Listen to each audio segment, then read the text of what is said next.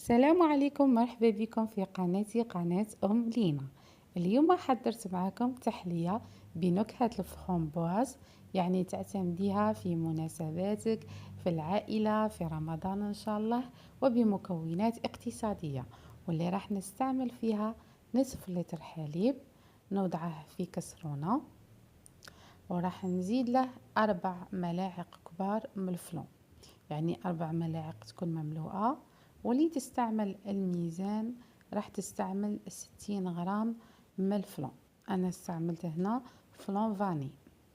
راح نزيدها على الحليب اللي عندي، وراح نزيد لها 2 ملاعق كبار مملوءة من نشاء، يعني تكون مملوءة جيدا.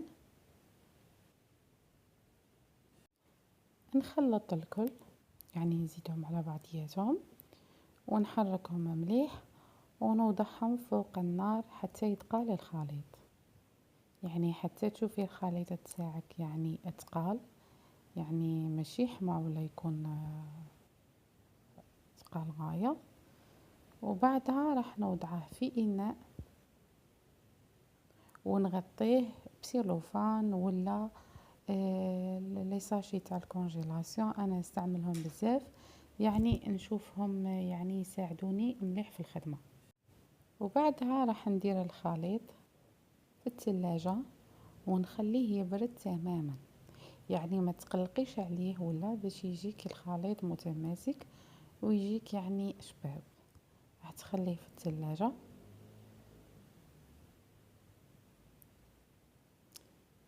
يعني كيما راكي تشوفي، غطيتها بالساشي تاع الكونجيلاسيون باش يعني يكون ما يديرناش هذيك القشرة من الفوق.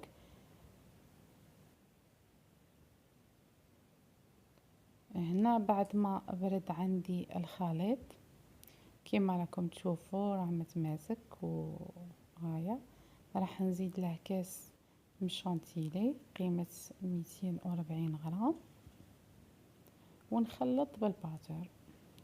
وبعدها راح نضيف له يعني تاني 2 من ياغورت بدقق الفرامبواز. تنجمي تستعملي واحد فقط، انا استعملت 2 يعني باش تكون عندي حبيبات الفرامبواز ويكون يعني عندي نكهة الفرامبواز قوية فيه شوية. يعني كما كنت تشوفوا نواصل الخلط هكا حتى يكون عندي الخليط متجانس تتقال عفوا لاكريم عندي باش نقدر نستعملها. كما راكم تشوفوا هكا بعد ما نكمل الخلط نخليها هي تاني في الثلاجة في الوقت اللي راح نحضر فيه يعني فلون التزيين.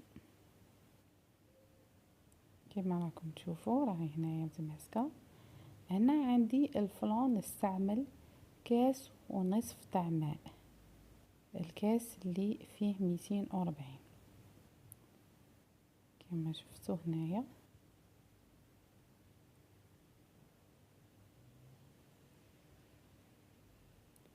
هنا عندي الماء، راح نزيد له 3 ملاعق من الفلون، 3 ملاعق تكون مملوءة، وراح نزيد له هنايا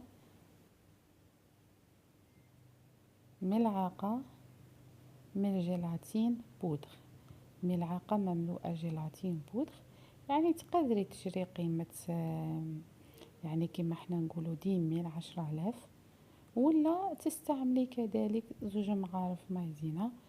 انا كانت عندي حبيت نستعملها، وكذلك باش يكون عندي الخليط شفاف ويجيني يعني كيما الفلون اللي نشوفوه برا يتباعو كاع، استعملت الجيلاتين.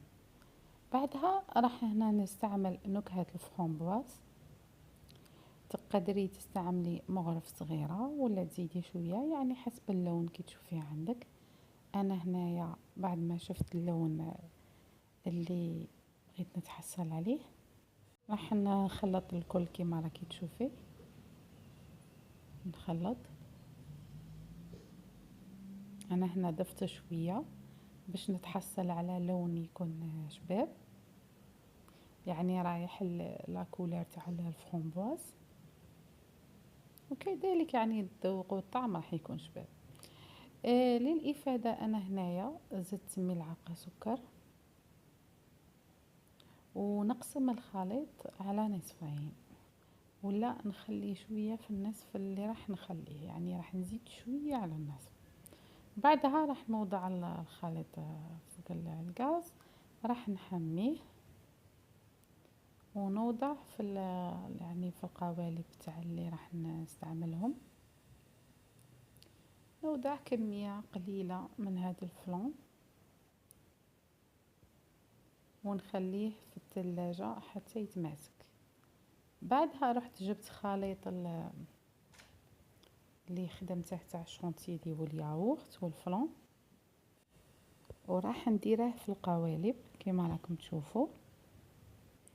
وحاولي يعني هذاك النصف اللي باقي لك اللي راح تكمليه بالفلون، يعني ما طاشيش بلا كريم باش ما يغبنكش في المسح ويعني باش تبقى هذيك القوالب نظيفه وترونسبارون باش تبين لك يعني الخليط. انا هنا اعتمدت شويه تاع ماء باش نليسي بها شويه كما راكم تشوفوا.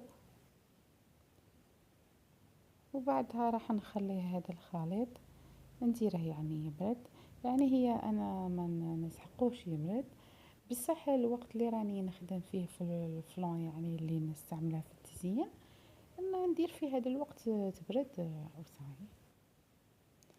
علاش يعني ما استعملتش الكميه الكل ودرتها فلون؟ بطبيعه الحال باينه كي راح ندير النصف الاول تحته ونخلي النصف الثاني في الكسرونه راح يبرد، لهذا يعني تفاديت اني ندير الكميه كلها. الان رحت للنصف اللي كان باقي لي ودرته في الكسرونه. وحاولي تخلطي مليح لانه هذيك الجيلاتين يعني والفلون كلشي يعني يكونوا يقعدوا في الطبسي تحته ما يلصقوش. على هذه راح تحاولي تخلطي وديريها فوق النار تحميها مليح كيما الخليط الاول يعني حتى يفيض، وبعدها تخليه يبرد شويه، يعني ما تحطيه ساخن مباشره لان راح يذوب لك هذيك الشونتيلي وراح تدير لك رغوه من الفوق. يعني باش تفادي هاد الاخطاء خليه يعني شويه قسم ما يروح له هذاك يعني الحمان بزاف راح ديريه فوق الخليط تاعك. وهنا تحصلت، وهنا بعدها درتهم في الثلاجه يبردوا مليح. والتزيين اختياري، انا ما اعتمد حتى تزيين، تقدري ديري يعني فاي دور، تقدري ديري فرومباز وبصحتك.